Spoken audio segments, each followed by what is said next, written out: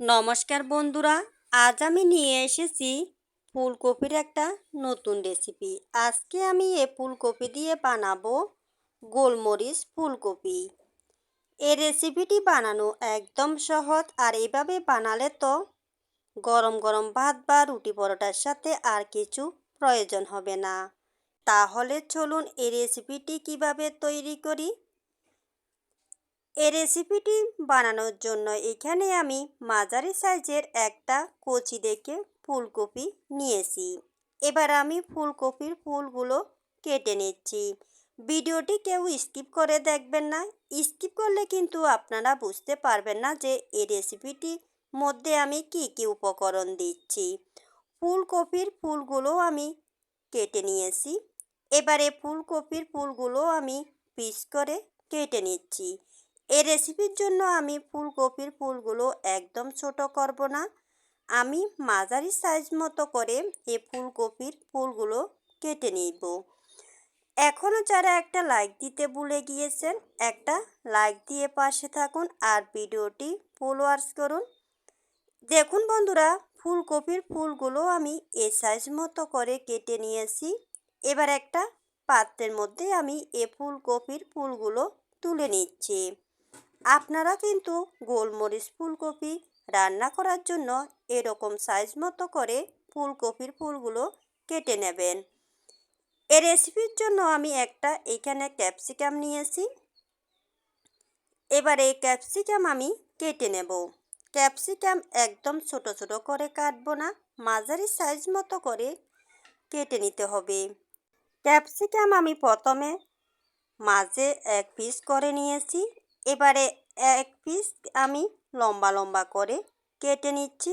এবার সাইজ যেভাবে চৌকো চৌকো করে কেটে নিচ্ছি।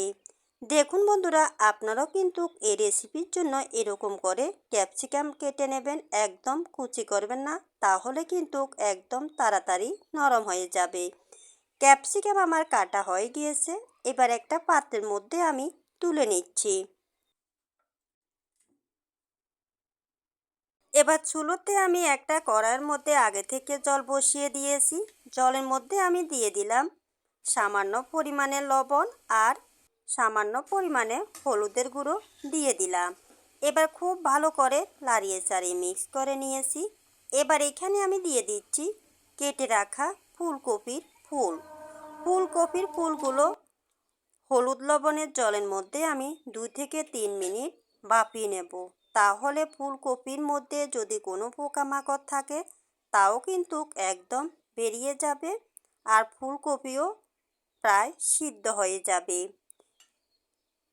খুব ভালো করে জলের সাথে আমি নাড়িয়ে চাড়িয়ে মিশিয়ে আমি কিছুক্ষণের জন্য ঢাকনা দিয়ে দিলাম।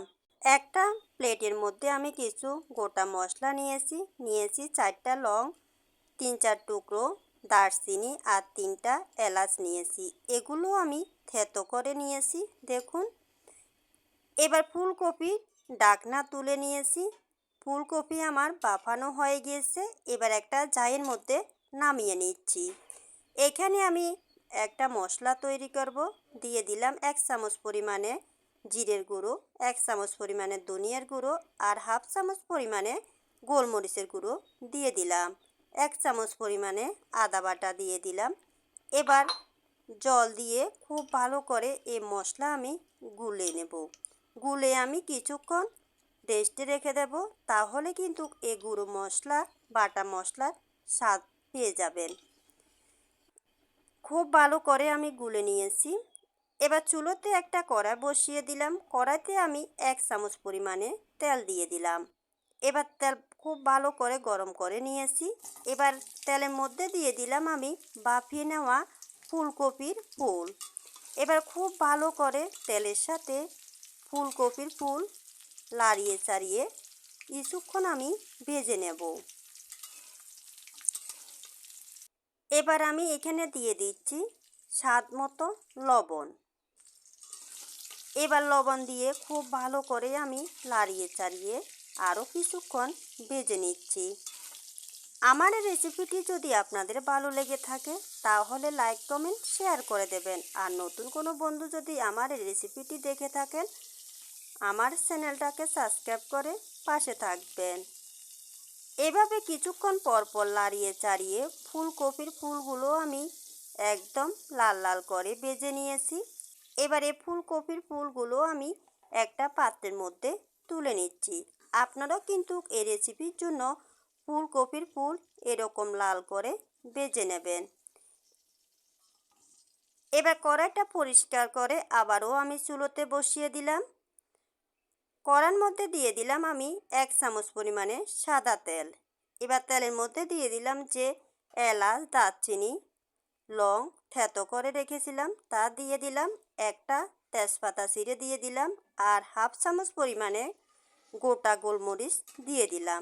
যেহেতু এটি গোলমরিচ ফুলকপি তাই তেলের মধ্যেও গোলমরিচ দিতে হবে। এই মশলাগুলো আমি লাল করে ভেজে নিয়েছি। এবার এখানে আমি দিয়ে দিলাম গুলিয়ে রাখা যে মশলা রেখেছিলাম তা দিয়ে দিলাম।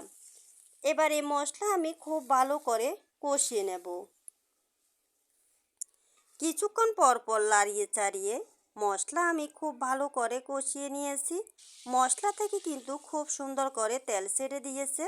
মশলা আমি খুব ভালো করে কষিয়ে নিয়েছি। এবার এখানে আমি দিয়ে দিলাম 1/2 কাপ পরিমাণে টক দই। টক দই মশলার মধ্যে দেওয়ার আগে খুব ভালো করে আমি ফেটিয়ে নিয়েছি।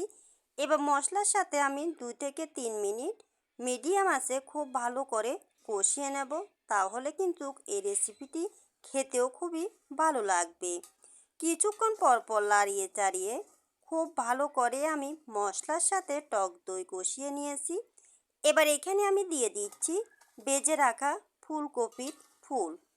এবার মশলার সাথে খুব ভালো করে ফুলকপির ফুলগুলো নাড়িয়ে চাড়িয়ে মিশিয়ে নিতে হবে। আপনারা যদি গোলমরিচ ফুলকপি কোনোদিন না খেয়ে থাকেন, আমার এই রেসিপিটা দেখে অবশ্য বাসায় ট্রাই করবেন, দেখবেন খেতে খুবই ভালো লাগবে। শীত চলে যাওয়ার আগে অবশ্য ফুলকপির এই রেসিপিটি বানিয়ে খাবেন, দেখবেন গরম গরম ভাত বা রুটি পরোটার সাথে আর কিছু প্রয়োজন হবে না। রোজ রোজ একই রকমের রান্না না খেয়ে যদি একটু ভিন্ন ধরনের রান্না করে খাওয়া হয় তাহলে কিন্তু মুখের রুচিটাও ফিরে আসে। এবার এখানে আমি দিয়ে দিলাম কেটে রাখা ক্যাপসিকাম, সাথে আমি 3টে কাঁচামরিচ চিলে দিয়ে দিলাম। এবার ফুলকপির সাথে আমি ক্যাপসিকামও ভালো করে কষিয়ে নেব। এভাবে যদি ফুলকপি রান্না করা হয়, যে ফুলকপি পছন্দ করে না সেও কিন্তু একদম চেটে পুটে খাবে। এবার এখানে আমি দিয়ে দিলাম 1/2 চামচ পরিমাণে চিনি। এই রেসিপির মধ্যে চিনিটা দিলে এর স্বাদটা কিন্তু দ্বিগুণ বেড়ে যাবে, খেতেও খুবই ভালো লাগবে। এভাবে কিছুক্ষণ পর পর নাড়িয়ে চাড়িয়ে ক্যাপসিকাম ফুলকপির সাথে খুব ভালো করে আমি কষিয়ে নিয়েছি। এবার এখানে আমি দিয়ে দিলাম 1/2 কাপ পরিমাণে জল।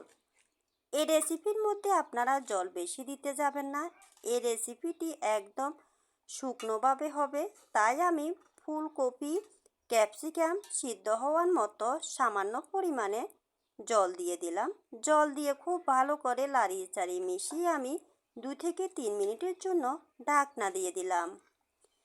ঢাকনা তুলে আমি একদম নিচ থেকে খুব ভালো করে নাড়িয়ে চাড়িয়ে দিচ্ছি।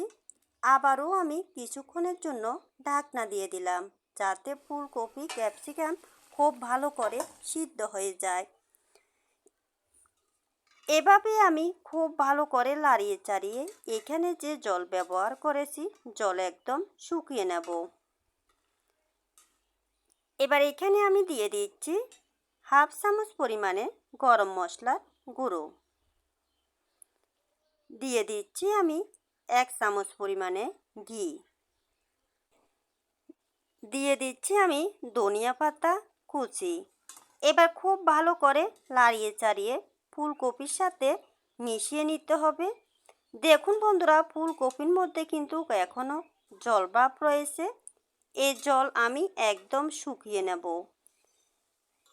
এভাবে কিছুক্ষণ পর পর নাড়িয়ে চাড়িয়ে ফুলকপি জলগুলো একদম শুকিয়ে নিয়েছি। আমার এই গোলমরিচ ফুলকপি রান্না করা কিন্তু একদম কমপ্লিট হয়ে গিয়েছে।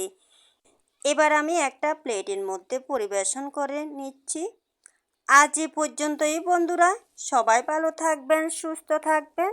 আমার এই গোলমরিচ ফুলকপি রেসিপিটি আপনাদের কেমন লেগেছে অবশ্যই একটা কমেন্ট করে জানাবেন। আর যদি ভালো লেগে থাকে অবশ্যই বাসায় ট্রাই করবেন। এতক্ষণ আমার পাশে থেকে আমার এই ভিডিওটি ফুল ওয়াচ করার জন্য নতুন বন্ধু পুরাতন বন্ধু সকলকে ধন্যবাদ। সবাই ভালো থাকবেন।